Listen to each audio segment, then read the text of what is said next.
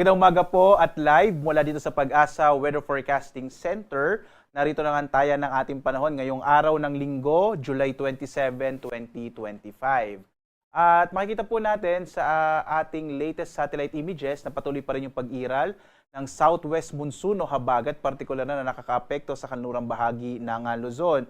Samantala, meron pa rin po tayong tatlong mga weather system po. Yung una, yung low pressure area, nandito naman sa may bahagi ng labas na po ng Philippine Area of Responsibility. Ito yung dating bagyong si Dante, no? Na huling namatahan 690 kilometers north-northwest. Ito po siya, no? Sa may area ng north-northwest ng Itbayat sa Batanes. Nakita po natin, ibig sabihin ng kulay green na kulay dito ay malita yung chance na ito pa ay lumakas at inaasahan na malulusaw na ito sa mga susunod na oras. Samantala, yung bagyong Emong na may international name na Komay, ang ibig sabihin po pala ng Komay, ito po ay isang uri ng damo doon naman sa may Vietnam. So, Vietnam po yung nagbigay ng international name na Komay. Ay huling namatan 875 kilometers northeast na extreme northern Luzon. So, ito pong si Komay or Emong po, nung nasa loob siya ng PAR, inaasahan na rin natin malulusaw sa mga susunod na araw.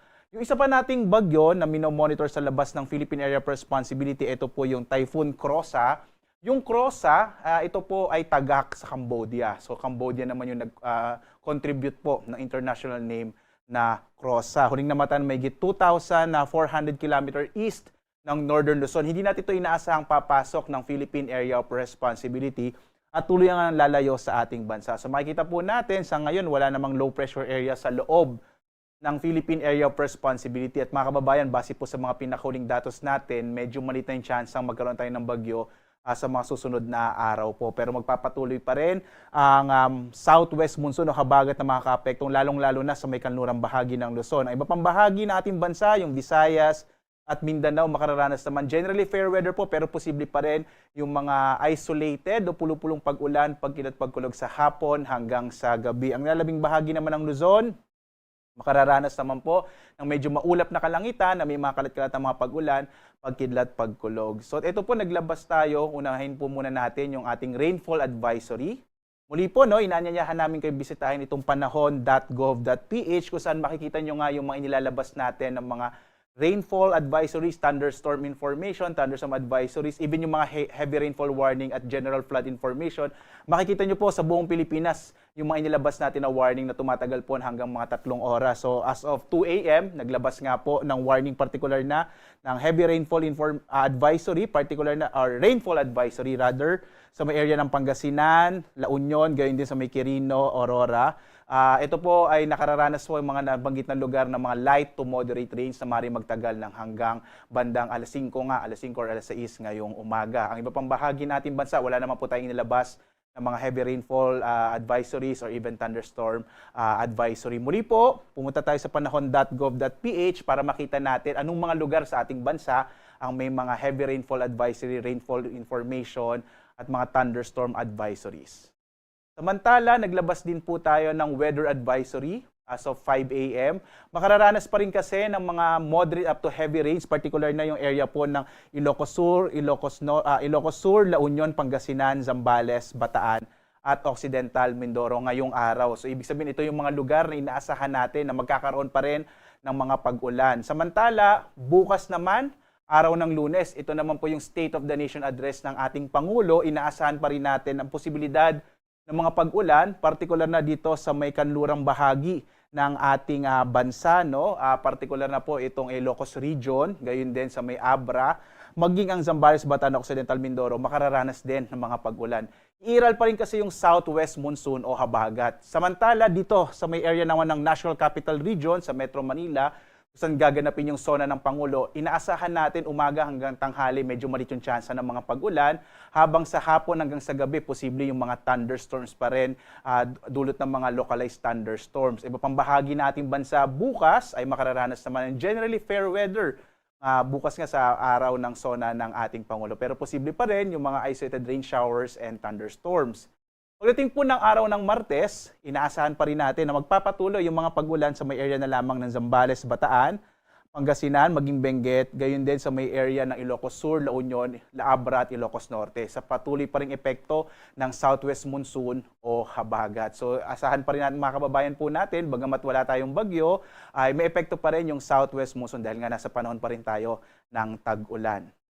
At ngayong araw nga, inaasahan natin ang mas malaking tsansa ng mga pag-ulan, partikular na sa may kanlurang bahagi ng Luzon, ito ay ng Ilocos Region, Bataan, Zambales at Occidental Mindoro.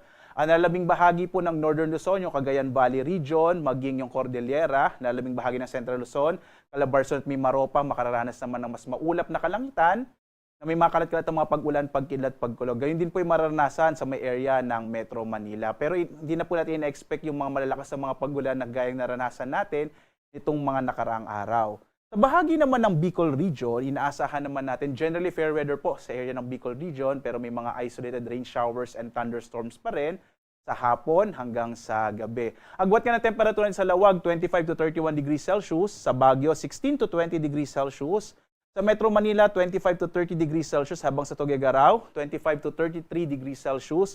Sa Tagaytay, 23 to 28 degrees Celsius habang sa Legazpi, Albay, 26 to 32 degrees Celsius. Dito naman sa Palawan, Visayas at Mindanao, makikita po natin may mga tsansa pa rin or mas malaki pa rin tsansa ng mga pag-ulan sa area ng Palawan at maulap ang kalangitan dulot ng habagat or southwest monsoon. Agwat ang temperatura sa Calayan Islands, 24 to 31 degrees Celsius. Sa Puerto Princesa, 24 to 31 degrees Celsius. Ang Kabisayaan na may makararanas po ng generally fair weather pero posible pa rin yung mga pag-ulan sa hapon hanggang sa gabi dulot ng mga localized thunderstorms. Agwat ng temperatura sa Iloilo, 26 to 32 degrees Celsius. Sa Cebu naman, 27 to 33 degrees Celsius, habang sa Tacloban, 27 to 33 degrees Celsius. Ang bahagi naman ng Mindanao ay makararanas ng bahagyang maulap hanggang sa maulap na kalangitan na may mga pulupulong pag-ulan, pagkilat pag-ulog sa hapon hanggang sa gabi. Medyo mainit nga po yung mga temperaturang naitala dito sa area ng Mindanao, kaya inaasahan din natin medyo mainit din po yung mararanasan sa araw na ito. Agwat nga ng temperatura ng Zamboanga nasa 25 to 34 degrees Celsius, sa Cagayan de Oro 25 to 34 degrees Celsius, habang sa Davao 25 to 32 degrees Celsius.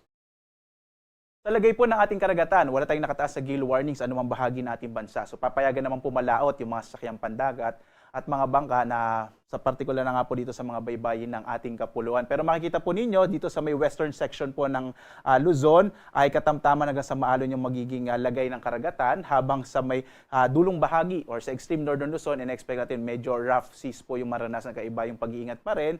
Lalo na rin po pag may mga thunderstorms, kung minsan nagpapalakas yan ng alon ng karagatan. Kaya mga kababayan, iba yung pag-iingat pa rin po. Samantala, ang ating araw ay sisikat mamayang 5:38 na umaga, lulubog ito, ganap na 6:27 ng gabi. At sundan pa rin tayo sa ating iba't ibang mga social media platforms, sa X, sa Facebook at sa ating YouTube, DOC Pag-asa Weather Report.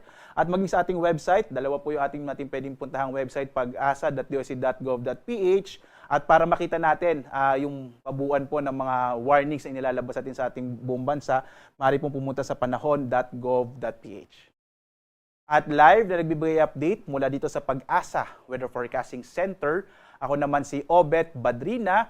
Maghanda po tayo lagi para sa ligtas na Pilipinas. Maraming salamat po. Have a blessed Sunday sa inyong lahat.